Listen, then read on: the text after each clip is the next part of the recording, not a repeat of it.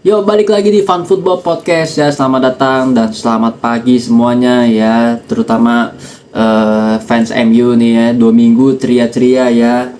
Ngerosting klub-klub orang anjay. Terutama Liverpool. Liverpool kalah ya. Liverpool kalah dipantatin MU. Aduh, betapa senangnya, bahagianya gue. Kemarin kan Liverpool ditayangin di SCTV kan ya. Aduh, biasanya di video kan. Gue nonton di SCTV ngeliat Liverpool kalah sama Bournemouth sambil selonjoran tuh enak banget, cok. Anjir. Tapi sebelum gue ke MU dulu, kemarin MU juga by the way menang ya lawan Arsenal ya. Eh, ya gue sih biasa aja sih gue kalau ngeliat MU seneng lawan Arsenal gitu ya. Di Old Trafford, di Emirates sih belum pernah sih.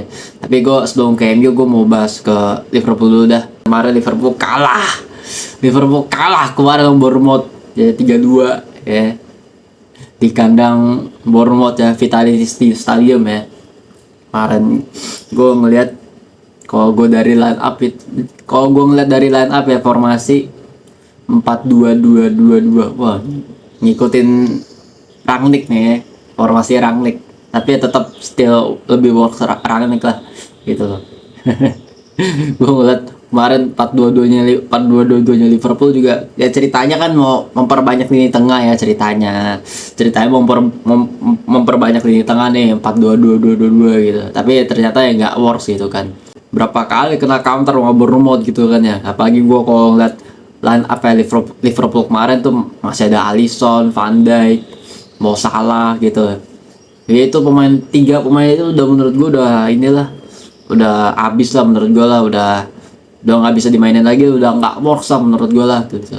Apalagi lu mainin Mo Salah sebelahnya Cody Gakpo gitu, aduh nggak works lah di depan lah kemarin lah gitu, lawan Bournemouth lah gitu kan. Terus juga Van Dijk juga kemarin juga nggak nggak begitu bagus lah kemarin lah gitu. Alisson juga nggak begitu bagus lah, sampai kebobolan 3 gitu lah gitu. Bobolan di menit terakhir itu udah konyol banget lah menurut gue lah gitu. Udah habis lah mau salah lah gitu. Udah waktunya ganti pemain baru lah gitu. Kasian Wirtz, Bosley di belakang ya. Itu kalau nggak ada free kick ke Bosley juga 3-1 itu. Kemarin gue ngeliat Bosley, Cody Gakpo itu kerja keras ya. Wirtz kerja keras ya, McAllister gitu-gitulah. McAllister siapa lagi ya, Gravenberch gitu.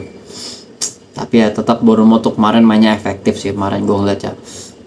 Padahal pemain bagusnya tuh dilepas semua ya, kayak Semenyo, Huijsen, Kerkes, siap kipernya Kepa. Udah banyak banget pemain Bournemouth yang dilepasin gitu. Kipernya kemarin Petrovic kan ya. Kemarin Petrovic nggak aneh-aneh sih kemarin sih. Ya nggak tahu sih ya. Gue kemarin juga di luar dari kipernya Petrovic itu yang nggak aneh-aneh itu juga kemarin peluangnya Liverpool juga nggak terlalu banyak lah gitu loh. Banyak sekali setengah-setengah peluang lah ya, which is ya buang-buang peluang lah kemarin Liverpool lah gitu loh. Tapi Bournemouth yang kemarin mainnya efektif sih kemarin, efektif berapa kali melakukan counter ya, efektif ya, sampai bisa melakukan penyamaan skor ya dengan skor 2 sama ya, sampai dia di detik terakhir dia Bournemouth tetap still dia ngejar skor itu, kerja keras dia 3-2.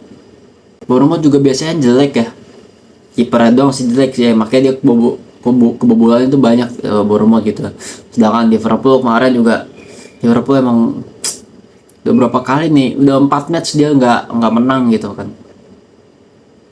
Kemarin di UCL doang sih menang sih, tapi di EPL dia udah 4 match dia nggak menang gitu kan.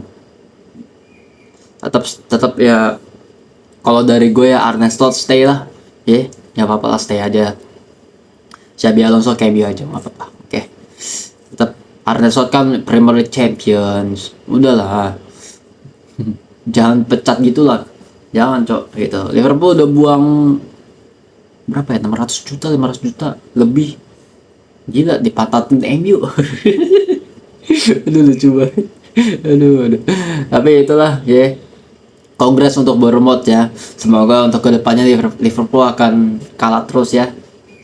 Oke, dari Liverpool gue mau beralih dulu ke MU ya. MU kemarin menang ya dengan skor 3-2 di Emirates. Ya, ini pertama kalinya MU menang di Emirates. Terakhir menang itu tahun 2000 di EPL. Di EPL itu terakhir menang itu tahun 2018. Ya, 2018. Terakhir tahun 2018 tuh zamannya Mourinho tuh. Kemarin. Yang waktu itu ya, tahun 2018 dengan skor 3-2. 3-1. Kemarin menang nih 3-2 nih. Ya. Di MU juga nggak begitu banyak pegang bola. Dia kemarin MU juga mainnya directness, lebih efektif ya. MU di 20 menit pertama tuh kurang ngegas gitu. 25 menit pertama MU kurang berani tuh ngepres. Karena MU masih gugup. Gugup dia ketemu Arsenal. Nah, berapa kali MU sekali-sekali ngepres, ternyata Arsenal tuh nggak seserem itu lah gitu loh. Gue ngeliat back-backnya Arsenal ternyata juga nggak seserem itulah. Gue ngeliat, gue kemarin kalau gue ngeliat line up-nya juga yang diturunin MU juga sama tuh, kayak yang line up lawan Man City kemarin ya. Kalau Arsenal kemarin gue ngeliat, gue bahas dari line up dulu ya, kenapa bisa skornya 3-2 gitu. Martinelli itu berapa kali jelek gitu, harus selalu masukin siapa, Eze gitu. Juga kalau dari lini tengah sih Zubimendi, Declan Rice, Odegaard juga fine aja lah gitu loh. Tapi pas di kemarin di pertandingannya di lapangannya, Zubimendi melakukan blunder ya, karena dia panik ya. di press sama siapa, Bruno gitu, blunder dia. Yang gol kedua itu Dorgu menunjukkan betapa membuktikan ya Dorgu ini bahwa dia ini pemain yang layak dimasukin ke starting line up ya. Gue ngeliat juga gue nggak mau bahas ini, gue berkali-kali gue bilang ya, oke lah kalau MU bagus, oke lah kalau MU menang lawan Arsenal, lawan City, bisa nggak sih ketemu lawan Fulham nanti ke depannya, lawan siapa, lawan Tottenham nanti ke depannya, lawan West Ham. Justru kalau lawannya kayak West Ham, Tottenham, Fulham, Brentford, Burnley, nah ini jadi ujian terberat Cak Erik menurut gue gitu, karena lawannya juga parkir bus, lawannya bertahan gitu loh. Lawan Spurs juga pasti Spurs yang bertahan, guys, percaya sama gue gitu. Aduh, gue kalau bahas dari sisi MU nya juga ya, pembahasan gue sama kayak seperti yang kemarin gitu.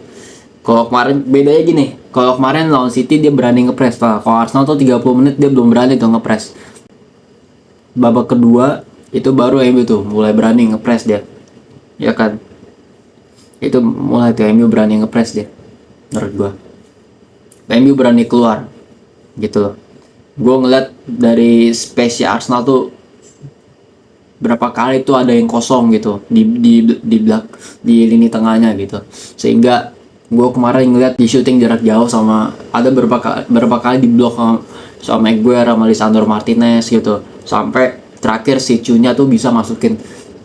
Gue kalau bahas si Matheus Cunha ini semenjak dia datang ke MU, dia berapa kali melakukan gol yang seperti itu tuh, yang gol dari lini 2 ya, gol kayak gitu tuh, itu dia demen banget. Tapi dia berapa kali dia miss. Nah, baru ini dia kemarin dia masuk gitu loh. Gue mau bahas dari sisinya Arsenal ya. Ini kalau gue ngeliat dari match ini, betapa bapuknya Arsenal kemarin sih menurut gue. Kemarin Arsenal itu emang bener-bener ngandelin corner. Kalau gue ngeliat dari peluangnya Arsenal, itu nggak ada yang bahaya, nggak ada yang bener-bener big chance gitu. Ada lah Paret, itu pun kalau bahaya juga dari set piece corner, set piece free kick yang kemarin Lamen save bagus banget tuh kemarin.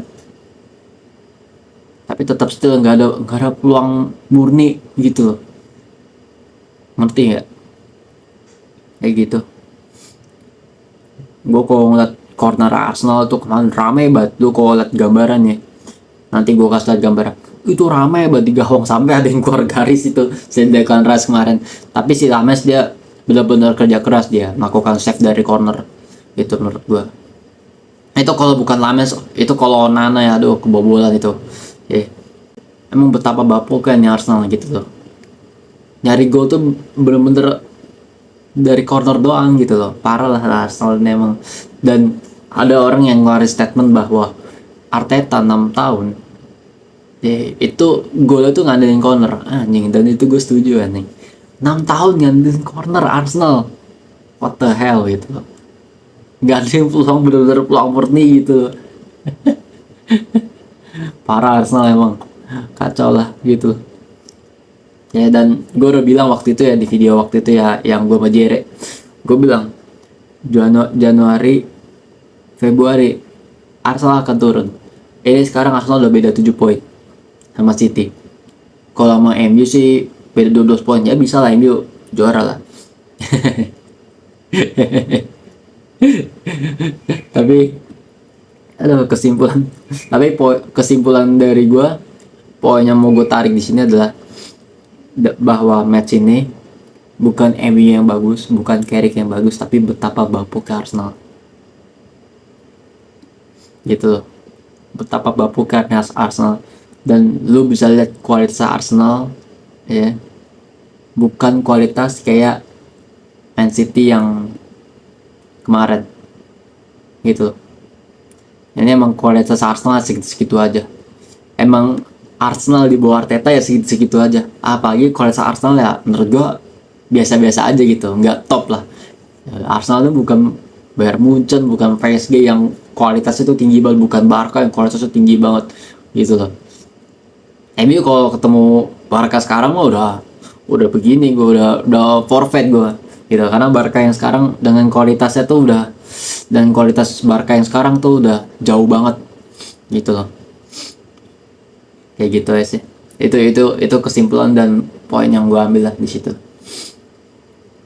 Oke, dari situ aja ya.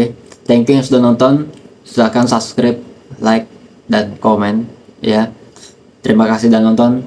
Sampai jumpa di Fun Football Podcast. Dadah.